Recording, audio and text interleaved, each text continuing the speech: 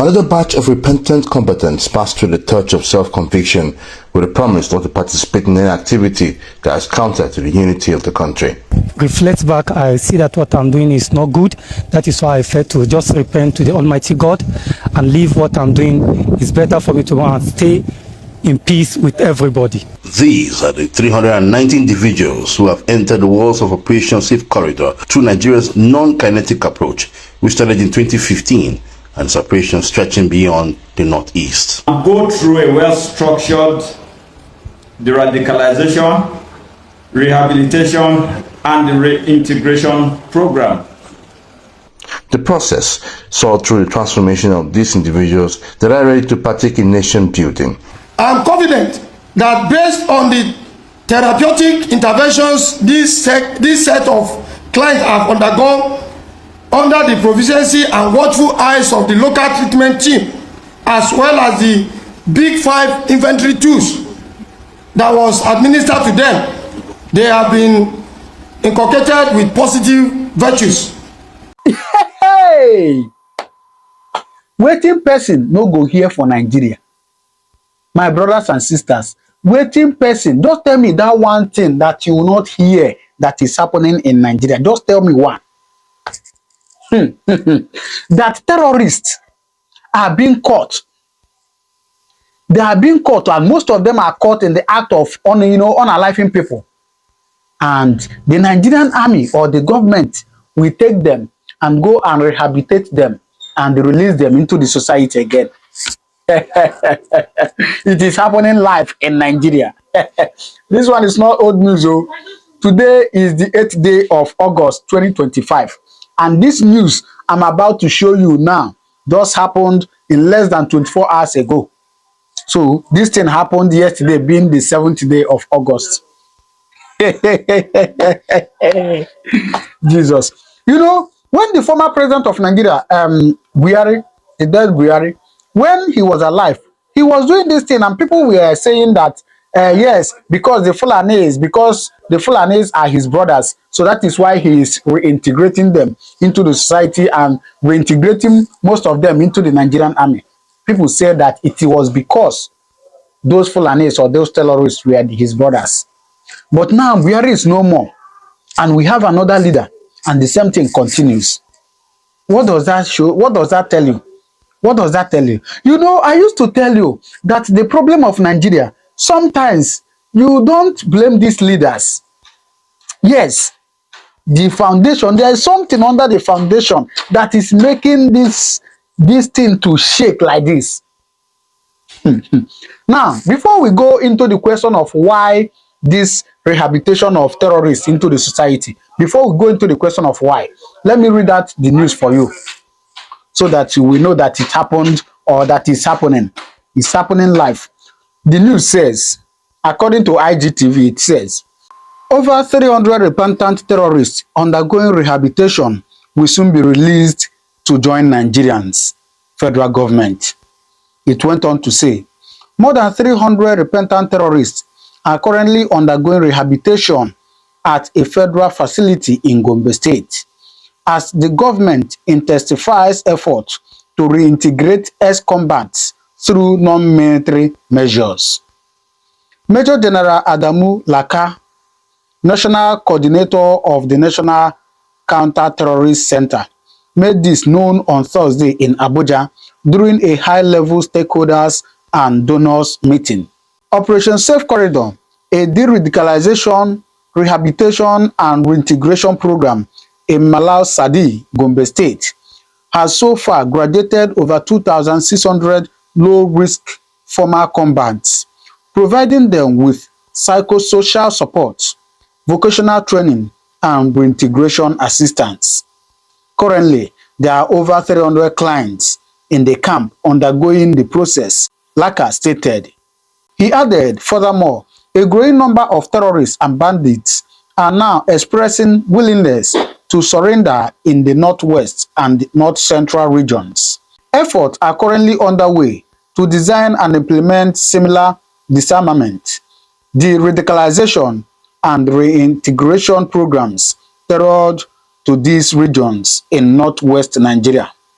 Laka, however, warned that economic uncertainty after reintegration could reserve the program's progress. However, one of the key lessons from previous disarmament, denuclearization and reintegration experiences is the urgent need to sustain economic reintegration pathways.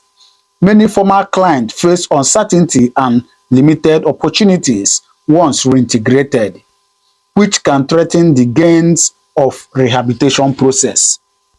He announced the launch of a new agribusiness and livelihood initiative in collaboration with the International Institute of Tropical Agriculture. The new project will provide access to land, input, training, mentorship, and market leakage for former clients of the federal government disarmament, de-radicalization, and reintegration program. Hey, that over 2,600 repentant Boko Haram has been, terrorists, not even Boko Haram now, over 2,600 terrorists that has been reintegrated and trained has been released into the society. And they are still working on 300 more now. This is Nigeria for you. This is Nigeria for you.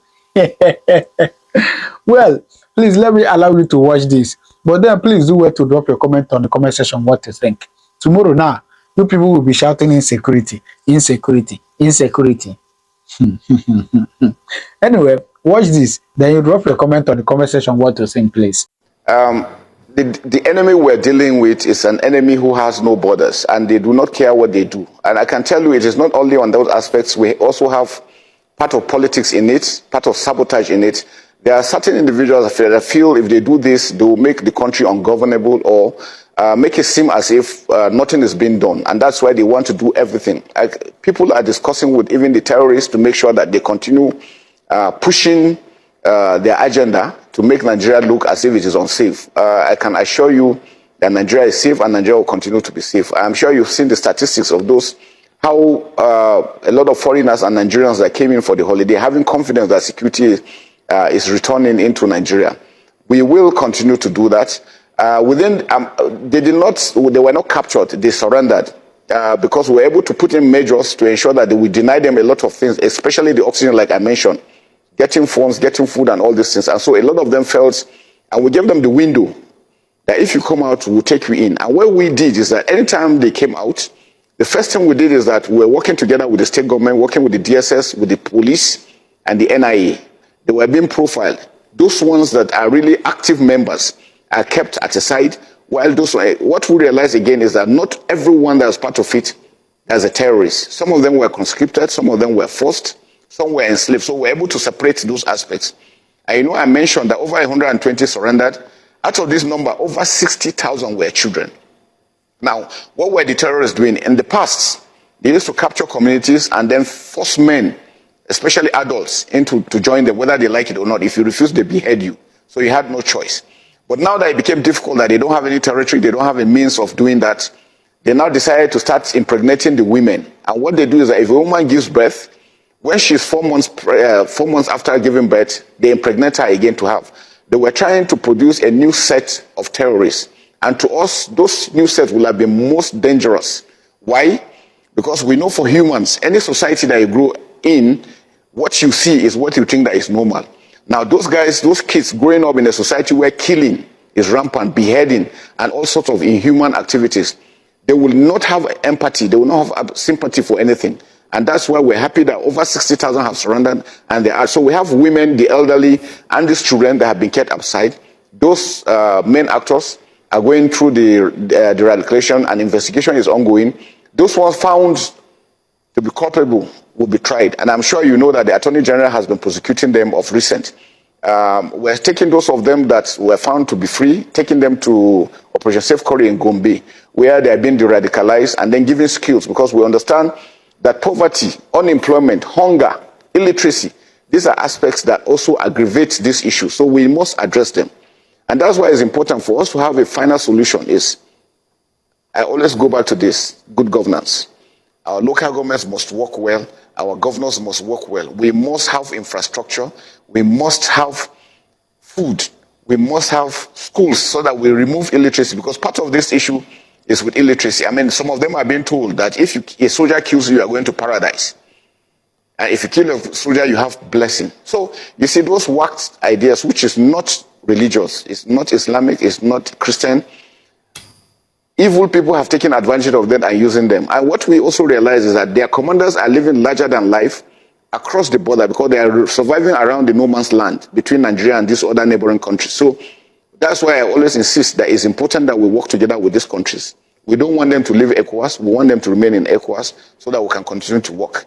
Whether those countries want their own kind of governance, it is left for them. But it's important that we work together. Nigeria import terrorists from all over the world. Right now, there are more than 5 terrorist groups that operate in the country today. Ansaru is in Nigeria. El-Shabaab is in Nigeria. Mieti Allah operates in Nigeria. Fulani bandits operate in Nigeria. Fulani herders that have been named the 4th deadliest terrorist group in the world by the Global Terrorist Watch of West Africa. These terrorist groups operate in Nigeria, and the government of Nigeria provides an enabling environment for them to try, for them to do their bidding. They provide them with logistics, money, arms, and then they send them to the eastern region of Nigeria to kill my people and to destabilize the region. That is their goal, and that's exactly what they're doing now. Even the Fulani bandits, they know they like me, then they call them, say they be Fulani, they calling them bandits. But they are Fulani people, and they don't come and go and talk, say, look, now this government bring them in 2015, say make them come help them do election. After election, they don't abandon them. So then they look for money where they go chop. So the thing not be saying that the thing where anybody go hide, say, he know they see. They are part of it. This government never come out to deny, say, na lie. We no do that kind of a thing. Let me first of all say that the idea of bringing people from outside the country to destabilize wasn't, I mean, I didn't say they brought people to destabilize. What I said was that the idea, they actually brought people into the country with the intention that those people will come and vote for them. I think you understand? And they never realized, they never knew, they were never convinced that they were going to win that election, because PDP was very, very strong on ground. So the fear was that they were going to lose the election. So the only thing they could do was to bring in people who could serve as mercenaries to come and win elections for them through the back door. But when the new PDP came on board and joined them and form the APC and won the election, they didn't know what to do with those people. And in the process, those people became uncontrollable. I mean, many people have spoken about that. You've mentioned a name now, although I hate to mention names. You've mentioned a name now. You've mentioned the El-Rufai. I mean, he talked about them. The other day, I think on Friday, we saw more than 300 Boko Haram were reintegrated, disarmed, of course, reintegrated back into the society. So we were seeing terrorists, people who kill people who kidnap, who destroy properties, people who are against the government are being reintegrated back into the society. So when I tell you now that government, and they are still saying to go back to their old ways. That's the funny thing, or the irony in all of this is that some of them are seen to go back to their old ways. They go back, they give information, they go back to give their former counterparts information. So what is the point of still giving these people amnesty, reintegrating them back into the society when they still cause mayhem in the society? When I tell you that the government is not fighting terrorism, these are my reasons. You know, I've told you here. What is driving this is religious and ethnic sentiment. All those people that are integrated and all that, go and check where the religion they profess, go and check where they come from. That's what is driving it. So you cannot tell me that the federal government is fighting them. No. Even these ones that are killing in Plateau and Benue, they know them, but they won't touch them. Promise, they will not touch them.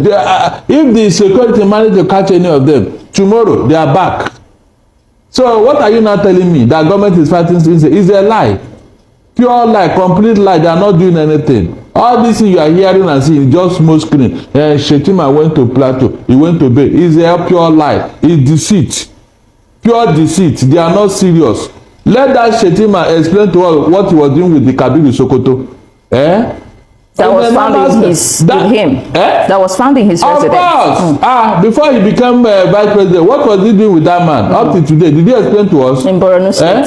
So please, people should they spare those tricks. I'm not interested. All right. When they are ready, or when Nigerians are ready, we will know how far. Until this thing get to a head, this matter will not be solved. Mark my word. Until it get to a head, until the people fight back with the same ammunition they are using against them, this thing will never come to an end. Member of the PDP, which is one of the strongest opposition party in the country. Anybody can say anything he likes or he wishes. Politics is about dreams. It's about aspirations. Politics is about wish. And so the wish of anybody is his own personal, consumption.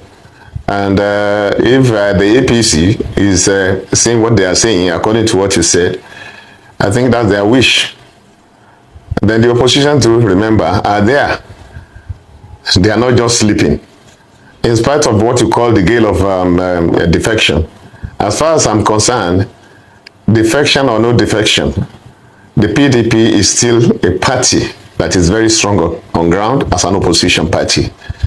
And as far as the defection of the Delta, state governor and the team and the concern, we have put that one behind us in PDP, and we are looking forward. So it depends on the wish and aspiration of everybody in whatever party, and the ruling party has a right to say whatever they want to say, but the oppositions are not sleeping. In 2014 and now, well, there are some comparisons you may draw, but they are totally different. The movement of the then new PDP was based on ideology, was based on principles, was based on the desire and aspirations of the people that moved. Remember, many of us that moved that time, there were governors, serving governors, there were former governors, there were serving senators, and there was somebody like me who was a former national secretary and a former national chairman. So, and politics or politicians, we have aspirations. So what will we say we wanted that we have not had in PDP at that time? But because our members, because our people were not having the result of what we canvassed for vote for, then we decided to dialogue with the leadership of the party that time and the president of that time, and that was President Jonathan, that our people were not getting the dividends. Our manifestos canvassed for vote through, some promises to the people. But our people were not getting these promises. And like PDP, we are not just there for our own, on our own. We are not there to serve ourselves. We are there to serve our people. It's the People's Party. That was the principle. That was the main shoot of the disagreement. And we went ahead to discuss with the leadership of the party, and we brought in, a lot of discussions, here, back and forth with the president. I remember very well, Dr. Abati, although you are a passive observer from a distance, there were a lot of meetings here and there with Mr. President and the group, the new PDP. We came up with about 9, reasons or 9 items on the agenda that once our 9 points on the agenda were satisfied, which none of them has to do with anybody, except with the few 1 or 2 governors who have been unnecessarily and unreasonably suspended by the then national chairman. So all the reasons we gave were based on principles. All the reasons we gave were based on the wish and the welfare of our people. We started with those 9 reasons. We came down to 5 after dialoguing, and at the end of the day, we even came down to 1. That's compromise. That's sacrifice. This took about 4 months, if you recollect. And when we even came down to compromise 8 out of 9 reasons and said the president should just do one and we shall come back to the party. That one was not done. So we had reason to go. The present gale of defections have no reasons. They were unreasonable, but that's their own reason anyway. As far as the defection, the latest defection in the Delta State is concerned, as far as I'm concerned, I think the leaders of PDP have put that one behind us. And we are overflogging the matter. Well, what we are trying to do now is to look ahead and see what is possible. Then looking at the possibility of parties coming together to work. Yeah, it is possible. Very, very possible. We had it that time. And I want to build my chest at this moment that it was the possible merger of other political parties that brought in APC. And as a matter of fact, it was the merger of the new PDP then that came in with 5 governors, larger than any other group, that gave the ticket to APC, even if it was not recognized by the then president Buhari. That kind of, and instead of having a pat on our back for it, all our discussions, all our agreement were violated, were not followed. And that was the reason why we came back. We quickly retraced our step. We realized that they were not the kind of people that we can work with. Okay, there are other ways of defeating APC or any party in power. It's not necessarily by actually coming together with many parties. All right. The comparison that I'm drawing is to let you see why some of us left in 2014 and why we came back. And we had grievances. The party called us for discussions. People that are defecting now have no grip. They didn't tell the party they were defecting. They didn't tell the party was doing anything wrong with them. They didn't tell the party that they have grievances. Okay. So that's why the party was shocked. But as of now, the party has gotten over the shock and we are moving forward. Let me first of all say that the idea of bringing people from outside the country to destabilize I didn't say they brought people to destabilize. What I said was that the idea, they actually brought people into the country with the intention that those people will come and vote for them. I think you understand? And they never realized, they never knew, they were never convinced that they were going to win that election because PDP was very, very strong on ground. So the fear was that they were going to lose the election. So the only thing they could do was to bring in people who could serve as mercenaries to come and win elections for them through the back door. But when the new PDP came on board and joined them and form the APC and won the election, they didn't know what to do with those people. And in the process, those people became uncontrollable. Many people have spoken about that. You've mentioned a name now, although I hate to mention names. You've mentioned a name now. You've mentioned the El-Rufai. He talked about them. There were other people who are in APC now, who are strong members of APC now, serving at top positions, who also spoke about that. It was not only me. So that was exactly what. But to me, the scenario or the dynamics have changed. And what has changed the dynamics? What were the problems on ground that time? Are they still there, or they are not there? What was the economy of the country by 2014-15? 2014-15, by the time APC was coming on board? What is it now? What was it when the idea of Emilio came on board? What is happening now? The strength of the economy of the country. What is it now? Are we any better? These are questions we should ask ourselves. And then as a party, these are questions we go to the boardroom to ask ourselves and to give answers to how to make it better. And definitely I know we have the answers. It was not like this in 2014-15.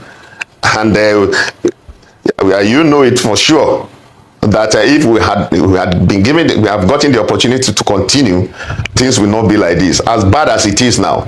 I'm sure if the PDP comes in, if we are given the opportunity to come in, it will not be as bad or from bad to worse as it is now. So you have seen it. What do you think about it? Please do well to drop your comment on the comment section, all right? I'll see you by next video. Thank you very much, and God continue to bless you.